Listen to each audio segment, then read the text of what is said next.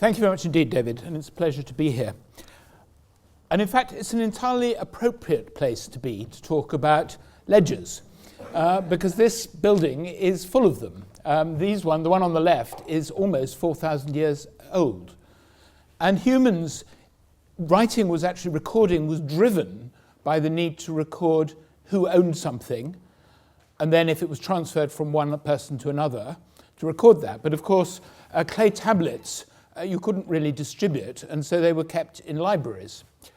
But it's important also for another reason, which is that there is the enormous challenge at the present with all of the turmoil in many parts of the world where these great antiquities come from, that actually there's an active and highly illegal trade in antiquities that are being looted, pillaged, and generally stolen.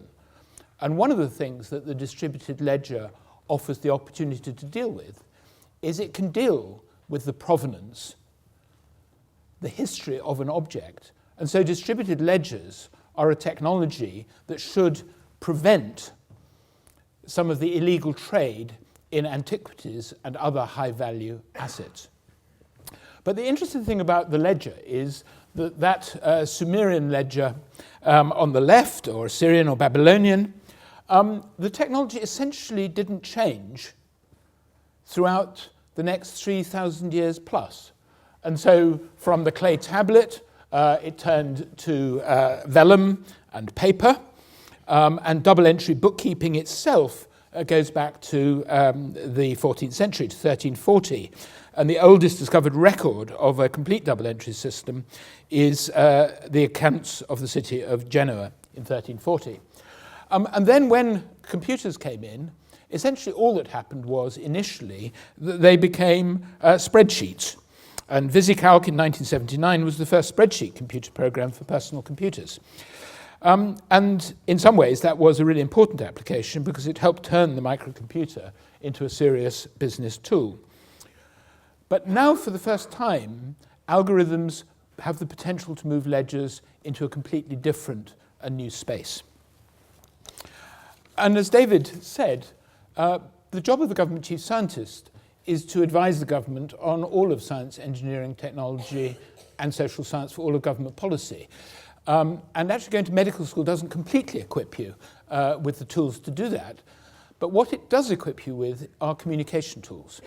And the job of the government chief scientist is actually to act as a transmission mechanism between the outside world of science, engineering, technology, social science, in fact, Wissenschaft, all the knowledges, and communicate to government. And one of the areas where we're very active is in emerging technologies. And emerging technologies are important to government for three reasons. Firstly, because many of them generate data and turn it into information, and then that information can turn into knowledge. That enables government to make policy more effectively. Secondly, technology is important because it enables government to deliver services more effectively, and that's one of the potential applications of distributed ledger technology. And thirdly, government cares about these things because there's an industrial revolution going on at the moment, and these technologies are important for the economy. So for all of these reasons, government needs to know about emerging technology, and that is part of the job of the government chief scientific advisor. So, as you've already heard, we produced a report in January about distributed ledger technologies, and it's available on the web for anyone that wants it. This is imaging of a blockchain, and of course how you do image these incredibly complicated algorithms and understand them is one of the big challenges, and I'm grateful to colleagues at Imperial College for these visualizations. So in 2008 it was blockchain that provided the first incarnation of distributed ledger technology, and of course, as everyone in this audience knows, that underpins Bitcoin. And on the left you see a blockchain and Bitcoin visualized just doing its normal business. On the right, you see a spam attack visualized on the blockchain ledger. And normally, the Bitcoin system is limited to between 3 and 7 transactions per second. But in the case of an algorithm that overloads the system, then the whole thing grinds down, and transactions can take 12 to 14 hours to complete. And if you're foolish enough to have your Bitcoin wallet protected by weak passwords, then this gives the opportunity for someone to pickpocket electronically your Bitcoin wallet. And it makes the point that actually these technologies are not magic bullets. They have their own security issues, and we need to be extremely concerned about the security issues around new technologies. But of course, shared ledger, the difference is it's a database that keeps track of who owns what, be it financial, physical, electronic assets.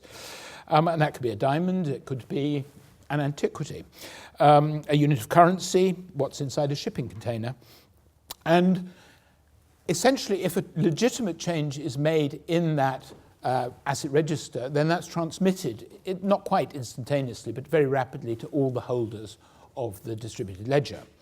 And what's important then is you can build in additional algorithms around smart contracts and all sorts of other things, permissions and things like that.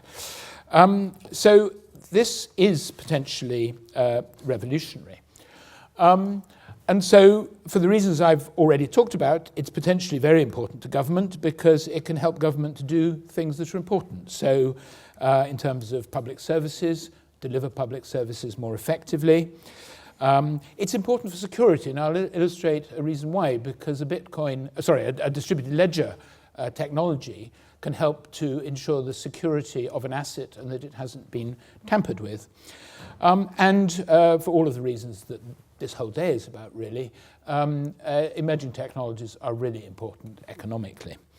And so in terms of government, distributed ledger technologies can help government to collect taxes, deliver benefits, issue passports, record land registries, and generally assure the supply chain of goods and the integrity of government records and services. Health records, something of enormous importance. If we're going to receive the best health care, then we need good health records. We need to be able to share them between different parts of the health system, between primary care and secondary care, between secondary care and all of the other care services, the social care services, if we're going to get a joined up healthcare system.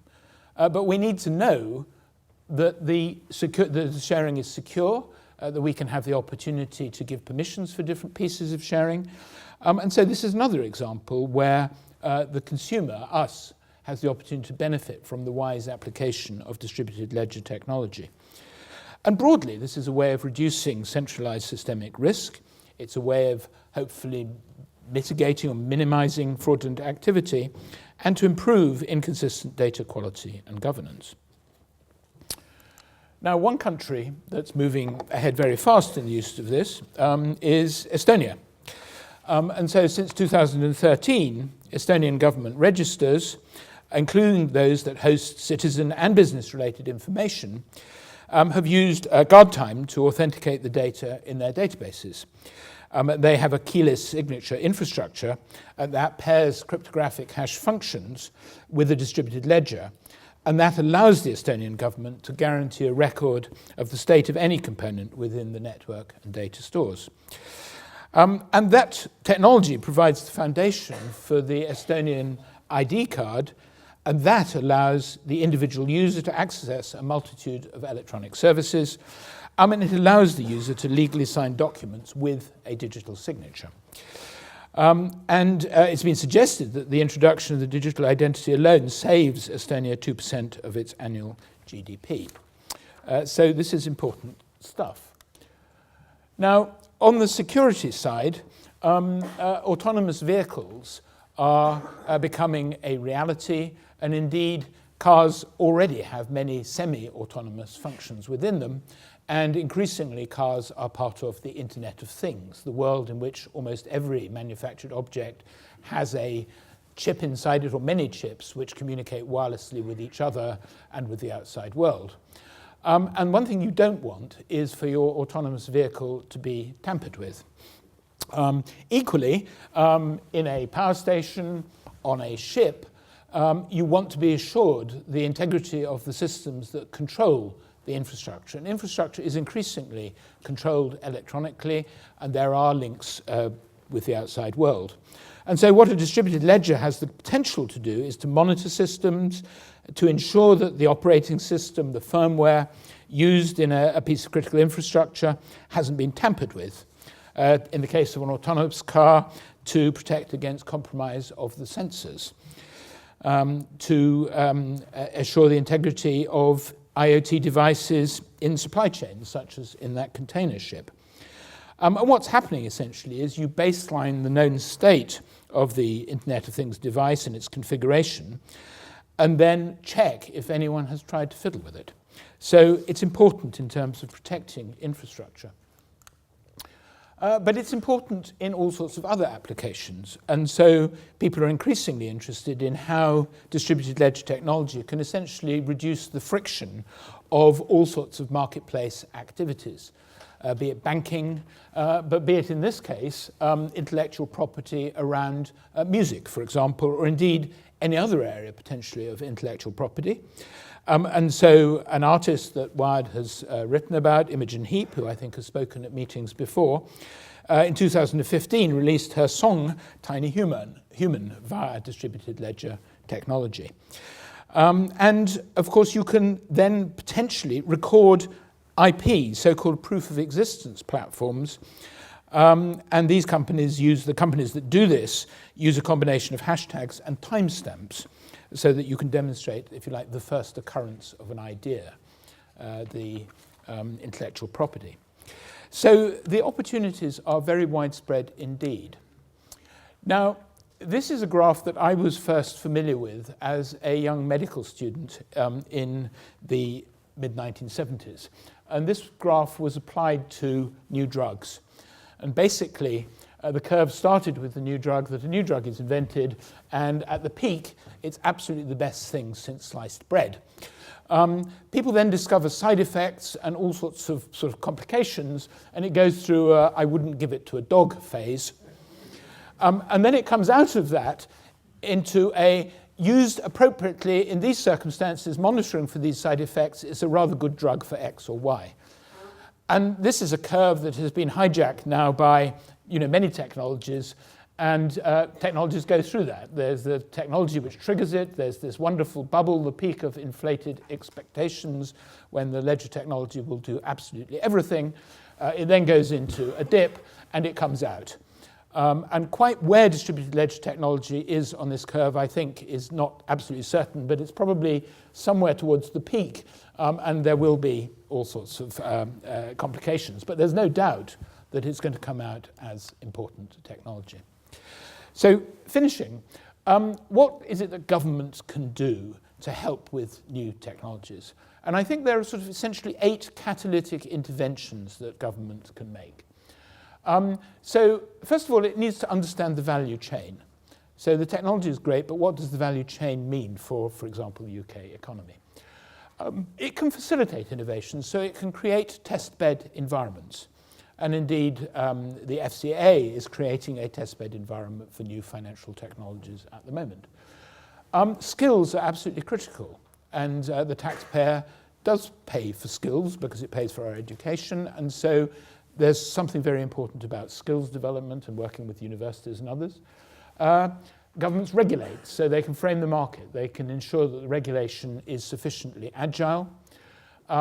Standards are very important. We all know that standards help international trade if they're well done. Government can provide fiscal incentives. And then when, of course, it comes to adoption and integration, government is important if it's an intelligent customer, because these technologies can help government do business. And government can provide platforms through scale-up development of proven technologies, for example, the NHS as a potential customer. So finishing where I began, it's a bit unclear at this stage whether digital records will have quite the same longevity as clay tablets. And indeed, that is one of the challenges. What does a digital archive look like? But there's no doubt that there is a huge opportunity for the UK to develop and use distributed ledgers for the benefit of all of us and for the benefit of the economy. They have the potential to change the way we store and share information about assets, to validate transactions, and also to guard against cyber attack. But we must also guard against assigning mythical status to them at this stage. They're an enabling technology, And of course, any technology is neither in and of itself a good thing or a bad thing. It's always how you apply the technology. The distributed ledger in one context for what purpose. But there are many, many business applications, and I think that the time has come to actually stop talking about distributed ledgers and start actually thinking about the applications they enable and getting on with it. Thank you for your attention.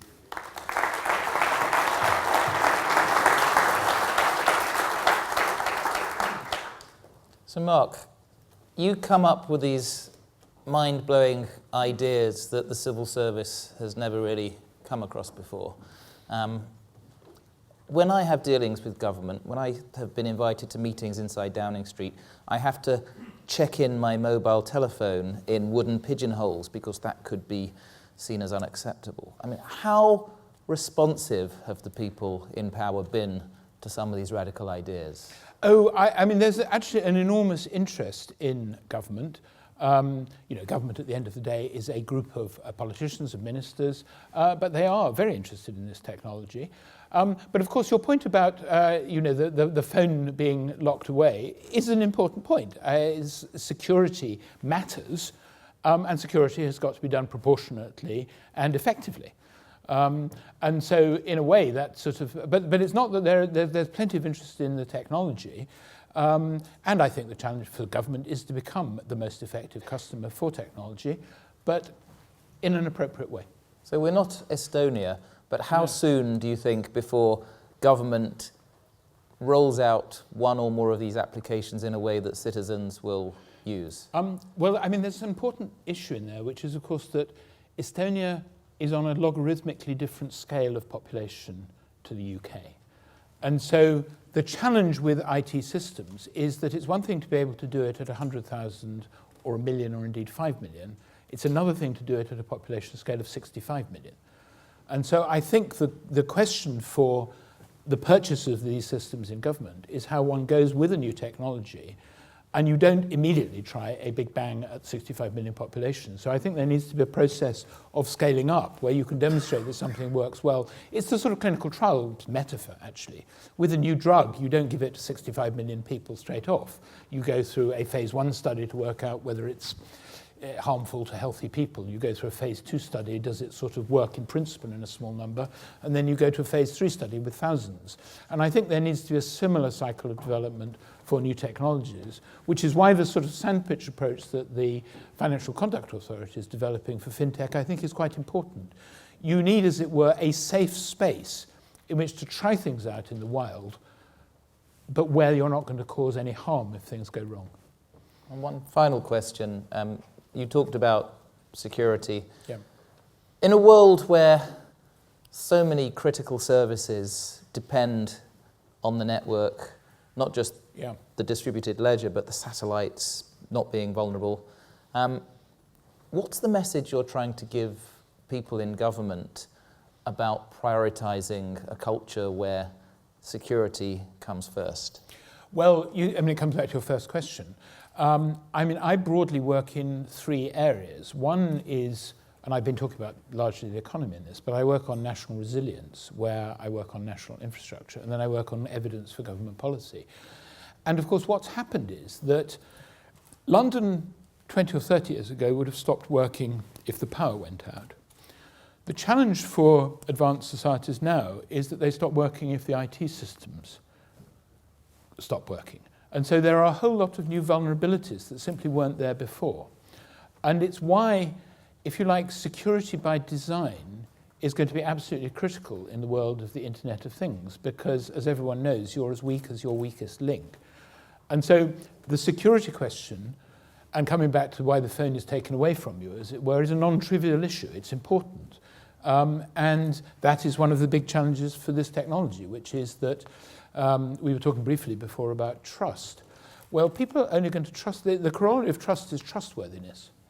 And so with the implementation of all this new technology, it's really important that people can demonstrate that it's being done in a trustworthy fashion. And of course that then takes you into all sorts of complicated issues about how you know whether an algorithm is trustworthy or not, and indeed accountability. But security by design is going to be absolutely critical. I think David Cameron's lucky to have you. Thank you, Chief Scientist to the government, Mark Walport.